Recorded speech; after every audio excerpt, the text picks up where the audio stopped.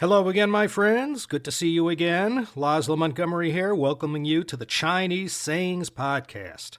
Thanks for tuning in and listening. Another quickie today. I know you're busy.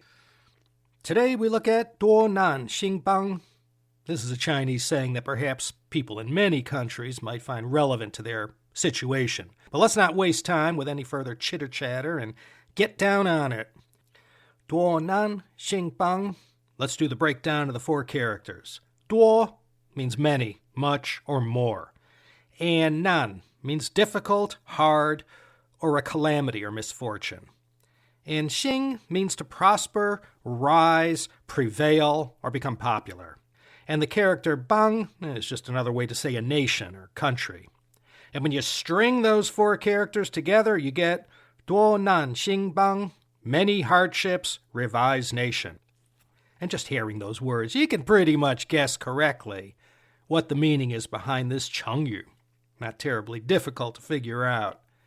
But as I've been preaching since season 1, it's not enough to know what these characters mean. You got to know the story behind it.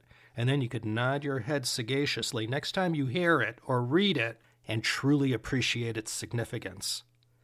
And for the story behind this chengyu, we need to go back all the way to the Warring States period to the Zuo Zhuan, the Commentary of Zuo, a work that is believed to have been written by one Zuo Qiuming. The Zuo Zhuan is, for the most part, a commentary on the Chunqiu, or Spring and Autumn Annals, attributed to Confucius, the great sage. And this story dates back to the 6th century BC, to the year 545, the time in the Eastern Zhou dynasty known as the Spring and Autumn period, a period when the Zhou dynasty kings were still reigning but not ruling. Beginning in the 8th century BC, it was every duke or king for himself. As I mentioned, our story dates back to 545 BC, when the king of Chu, down in the Hubei Hunan region, King Kang, died. And like all these Chu kings, he was surnamed Xiong. Chu's main enemy was the state of Jin, based mostly in southern Shanxi, as well as Wu, to the east of Chu, where the Yangtze River emptied out into the East China Sea. King Kang's son, Xiong inherited the throne. Xiong immediately promoted his uncle, Prince Wei, and relied on him as one of his most valuable advisors. But Prince Wei, he had a bit of a slime factor, and while he served his nephew, he only had his best interests at heart. Soon, he began plotting to murder Xiong and make himself the new king of Chu. 4 years later, in 541 BC, Prince Wei's opportunity came. That year, Prince Wei was sent on a diplomatic mission to the kingdom of Zheng. But soon after he set off, he received word that his nephew, Xiong was seriously ill. So Prince Wei abandoned his mission and hurried back to the palace. And as soon as he was alone with his nephew, because he was so weak from his illness, Xiong could not resist when his uncle put his hands around his neck and strangled him. And in order to prevent any of Xiong sons succeeding him, Prince Wei killed them both. Of course, this act of brazen cruelty did nothing to endear Prince Wei to the palace ministers, who were all wise to the murder. But Prince Wei was determined to seize power, and nothing was going to stop him. And he had the most vocal of his political enemies at court murdered. The Prince of Wei's own 2 brothers fled the country and defected to the kingdoms of Jin and Zheng. And with the greatest opposition to his usurpation now dead or living in exile, Prince Wei had himself declared King Ling of Chu. At this time in China history, the kingdoms of Chu and Jin were the 2 most powerful of the warring kingdoms, and Chu and Jin regularly took turns to host summits between all the kings of the warring states. In 538 BC, the new king of Chu, King Ling, he wanted to host this year's summit in order to cement his position. He thought that if he could display his power amongst all the other rulers, it would silence the voices of dissent within his own realm. So King Ling sent an emissary to the kingdom of Jin with his request to host the summit. But the ruler of Jin, Duke Ping, he also wanted to host this summit, and he was very reluctant to accede to this ambassador's request. But rather than make a whole scene, he showed no emotion and very politely told the ambassador to go and rest, since he must be tired.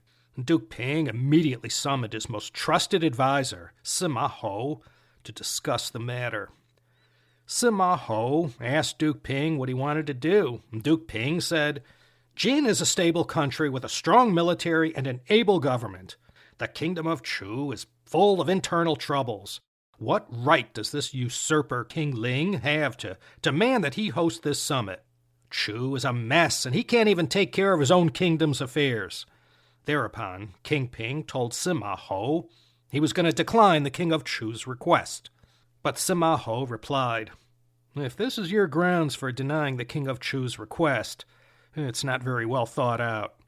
History shows that a stable and prosperous country often becomes careless and loses power. On the contrary, if a country has suffered in recent years, its people are often more united and more patriotic. Their shared suffering will enhance the people's spirit of solidarity, and this will help the country to prosper again. Just look at Duke Heng of Qi. In 685 BC, Duke Heng's predecessor was murdered, and the kingdom of Lu took this opportunity to invade Qi. But Duke Heng quickly took control and easily beat back the Lu army, and his victory made his country strong, and very soon the kingdom of Qi became the first of the hegemons of the spring and autumn period. And if you want an example from your own country, look at Duke Wen of Jin. Duke Wen was exiled and unable to take power, and this led to great internal strife within Jin. But as soon as Duke Wen finally returned, after all the hardship there, the kingdom of Jin had a period of rejuvenation and went on to become the second hegemon of the spring and autumn period. So, Your Majesty, you cannot rest your hopes for dominance on the internal troubles of the kingdom of Chu. In fact, based on what we know of the king of Chu's wanton and narcissistic personality, if you grant him this little concession, mark my words, he will become too proud and arrogant and will fly too close to the sun, and this will cause his downfall. Then, with King Ling out of the way, who will be left to vie with you for the position of head of the annual summit? Duke Ping of Jin immediately saw the wisdom of Sima Hou's words. He sent for the ambassador from Chu and agreed that the summit should be held in the kingdom of Chu that year. And just as Sima Hou predicted, the king of Chu's ego became so inflated by this position that he became even more unpopular than ever before. And the summit turned out to be a great failure because of his unbearable attitude. All the rulers from the various states were completely turned off by his arrogance. King Ling then stopped holding court with his own ministers, and his two brothers, who had fled when he first took power, well, they took this opportunity to attack and seize the throne, and in the end, King Ling of Chu was forced to commit suicide by his own brothers in 529 BC. And from Sima Hou's wise words to the Duke of Jin, we get the saying, Duō Nàn Xīng Bāng, many hardships may strengthen a nation.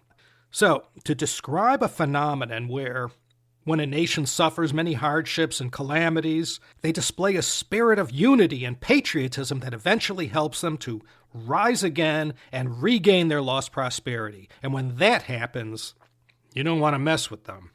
What better example exists than in China, where after 100 years of suffering at the hands of predatory nations during the 19th century and into the early 20th, the people, in all their misery, found strength and unity in their abysmal state and experienced a great rejuvenation.